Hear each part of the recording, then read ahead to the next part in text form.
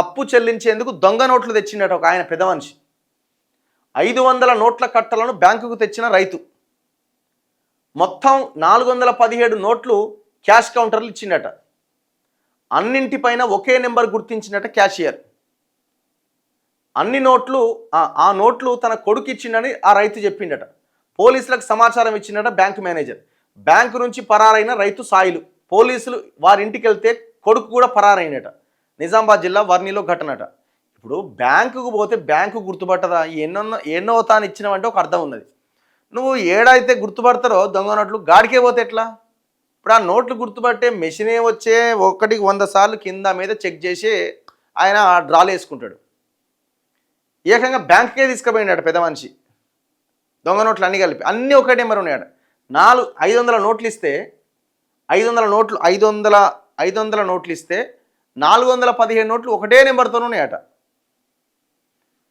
నువ్వు ఎవరికో ఇచ్చినావంటే ఒక అర్థం ఉంది, కానీ పోయి బ్యాంకులనే పెడితే బ్యాంక్ మేనేజర్ ఎందుకు ఊకుంటాడు? ఇక నిజామాబాద్ జిల్లాలో దొంగ నోట్ల వ్యవహారం కలకలం సృష్టిస్తోంది. వర్ణి మండలంలోని జలాల్పూర్ గ్రామానికి చెందిన చిన్న సాయిలు అనే రైతు బ్యాంకులో పెండింగ్లో ఉన్న వ్యవసాయ అప్పు తీర్చేందుకు దొంగ నోట్లు తెచ్చిందట. మొత్తం 2,08,500 రూపాయల అప్పుని తిరిగి చెల్లించేందుకు గాను శుక్రవారం వర్ణి మండల కేంద్రంలోని కెనరా బ్యాంకుకు వెళ్ళి క్యాష్ కౌంటర్లో 417 నోట్లను ఇచ్చిండట. అవన్నీ కూడా 500 నోట్లట.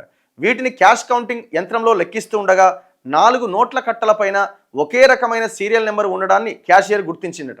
వెంటనే బ్రాంచ్ మేనేజర్కు విషయాన్ని చెప్పిండట.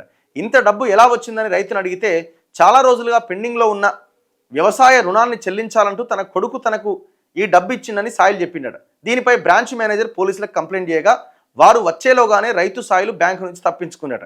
మరోవైపు పోలీసులు సాయిలు కొడుకు కోసం అతని ఇంటికి వెళ్ళగా అతను కూడా అప్పటికే పరారైందట. కామారెడ్డి జిల్లా పోలీసులు ఇటీవల బాన్సువాడలో దొంగ నోట్లు చెలామణి చేస్తున్న ముఠాను పట్టుకున్నారు. పక్కనే ఉన్న వర్ణిలో సైతం దొంగ నోట్లు వెలుగులోకి రావడంతో తాజాగా ముగిసిన పంచాయతీ ఎన్నికల్లో దొంగ నోట్లు చెలామణి చేసినట్టు అనుమానాలు వ్యక్తమవుతున్నాయట. ఓ పెద్ద మనుషులందరూ జనాలు చూసుకోరి, ఆ 10,000, 5,000, 2,000 ఇచ్చిన నోట్లు కరెక్ట్ నోట్లా కాదో ఒకసారి మరి ఉన్నాయా, ఇవి కూడా ఖతం అయిపోయినాయా? ఒకవేళ ఉంటే చెక్ చేసుకోండి. దొంగ నోట్లు పంచిరట దొంగలు.